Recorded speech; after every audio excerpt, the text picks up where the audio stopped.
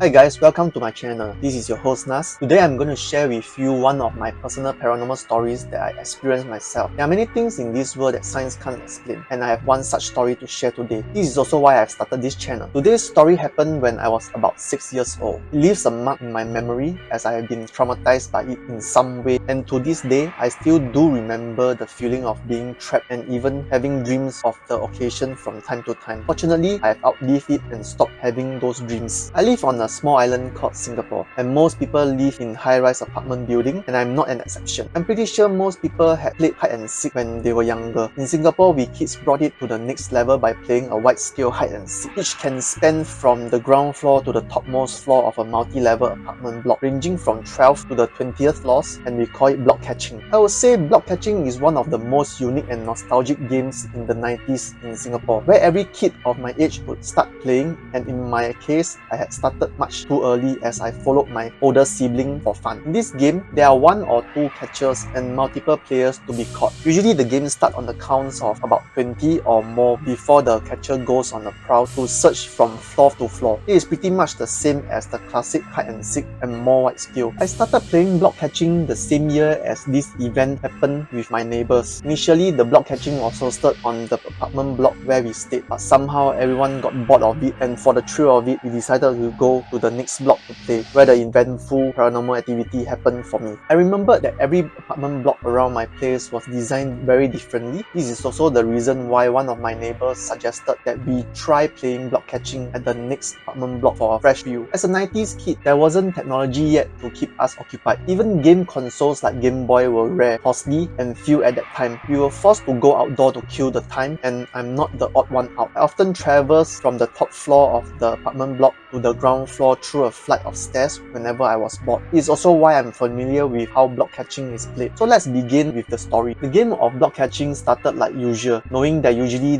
the catcher will start searching from the topmost floor, and hiding around there will result in myself being caught first. So I choose to leave the lift midway through the levels, which I think is about the 8th floor. I left the lift alone, while my neighbors all went to a higher level to find a place to hide. As this is the first time that I had been here, the first thing I do was to try and navigate where I can hide, which was usually at the corner of every high-rise apartment block. Since I was only 6 years old, there was no way for me to see over the wall, and for some reason the ceiling for this high-rise apartment could not allow me to see the sky as well. I walked to the corner of the building and found out that there wasn't a usual corner to hide like my apartment block, which kind of disappointed me, and I started to think that since that's the case, the most dangerous spot would be the safest place to hide, which is the staircase. So I started to slowly travel down the flight of stairs and also anticipate for anyone traveling down and tiptoe in case I would alert the catcher. This is where the weird event started. I descended the stairs. It felt like more than 20 minutes had passed, and in my heart I was a bit panicky as I somehow didn't feel too good as I felt oppression in my ears as I climbed down the stairs. So I decided that since no one found me, so I should have won, and started traveling down the staircase even faster. While walking down the stairs, I noticed 2 distinct features this block didn't have. I was unable to see the sky, and each floor doesn't display the floor level. Initially it didn't bother me, but then I started to realize something abnormal. By right, I should have reached the ground floor, but somehow I have not yet. After playing block catching so many times, I instinctively felt something is wrong. At some point, I felt too tired to continue walking down the stairs,